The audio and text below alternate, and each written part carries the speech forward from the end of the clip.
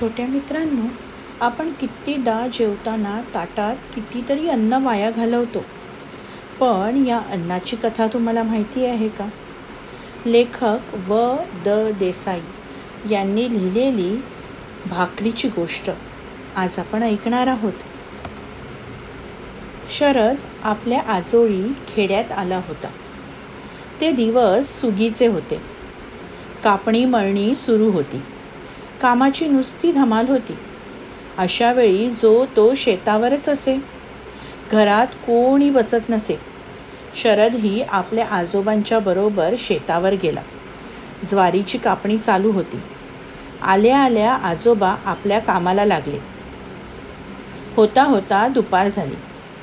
काम थांबवून आजोबा विहिरीवर आले. शरद झाडाच्या सावलीत बसला होता. त्याला हाक दिली.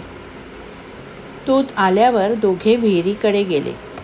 पाणी काढले, हातपाय धुतले. विहिरीजवळ झाडाच्या सावलीत जेवायला बसले. सकाळी घरून जेवण आणले होते. आजोबांनी दोघांचेही वाढून घेतले. थोड्या वेळाने अर्धी भाकरी टाकून शरद उठला. आजोबा म्हणाले, "का रे भाकरी टाकलीस?"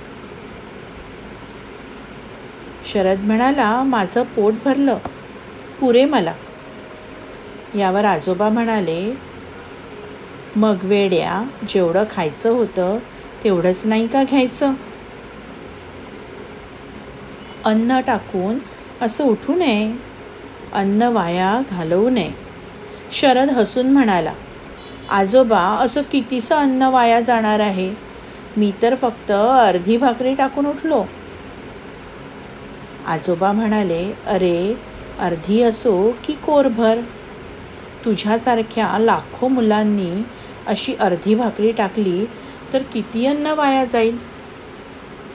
आणि भाकरीसाठी किती कष्ट करावे लागतात, किती घाम गाळावा लागतो याची कल्पना आहे का तुला? ती सहजासहजी मिळत नाही." हे ऐकून तो पुन्हा खाली बसला आणि खाऊ लागला. आजोबा म्हणाले, "तू नेहमी म्हणतोस ना, गोष्ट सांगा. आज मी तुला भाकरीचीच गोष्ट सांगतो." "सांगा सांगा." शरद गोष्ट ऐकण्यासाठी अधीर झाला. आजोबांनी विचारले, "भाकरी कशाची करतात?" शरद पटकन म्हणाला, "ज्वारीची किंवा बाजरीची." "ही ज्वारी किंवा बाजरी कुठून येते?" शरद म्हणाला, "ज्वारी बाजरी दुकानात मिळते." "ती दुकानात कुठून येते? त्यात काय अवघड?" असे म्हणून शरद म्हणाला, "ती शेतातून येते." "ती शेतात कशी येते?" इथे मात्र शरद अडला.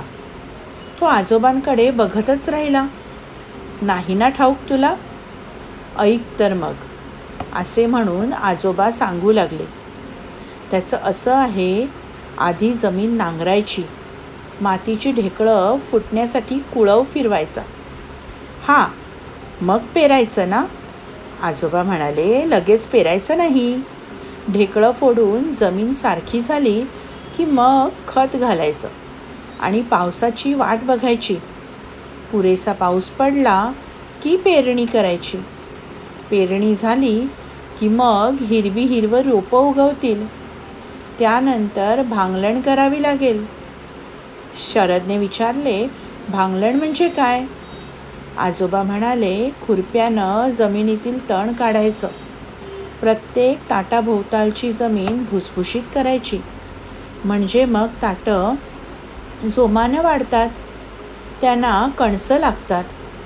कणसं लागली की ती मग कापायची ना?" आजोबा म्हणाले, "अरे, कापायची नाहीत. कणसं मोठी होतात. एक एक दाणा मोत्यासारखा दिसू लागतो. ही कणसं निबर झाली की मग कापणी करायची. सगळी कणसं खळ्यावर न्यायची. मळणी करायची. मग या दाण्यांना वारं द्यायचं." शरदने विचारलं, "वारं द्यायचं म्हणजे काय?" आजोबा म्हणाले, "खळ्यातलं धान्य सुपात घेऊन उंचावर उभं राहायचं. वारा आला की सुपातलं धान्य हळूहळू खाली सोडायचं. वाऱ्यानं धान्यातला कोंडा, कूस उडून जातं आणि मग टपोरे दाणे खाली पडतात. हे दाणे घरी आणायचे की भाकरी मिळते ना?" आजोबा म्हणाले, लगेच कशी मिळेल भाकरी? हे दाणे दळायचे, त्यांचं पीठ होतं आणि त्याची भाकरी करायची. शरद म्हणाला, बाप रे, बरेच कष्ट करावे लागतात की. आजोबा म्हणाले, तर मग जमीन नांगरावी लागते, कुळवावी लागते, खत घालावं लागतं, भांगलण करावी लागते. अशी मशागत करावी तेव्हा धान्य घरात येतं आणि म्हणून अन्न वाया जाऊ देणं योग्य नाही. शरद म्हणाला, आजपासून मी पानात काही टाकणार नाही. मग मित्रांनो, तुम्ही मला सांगा, तुम्ही कधी तुमच्या ताटामध्ये असं अन्न वाया जाऊ द्याल का?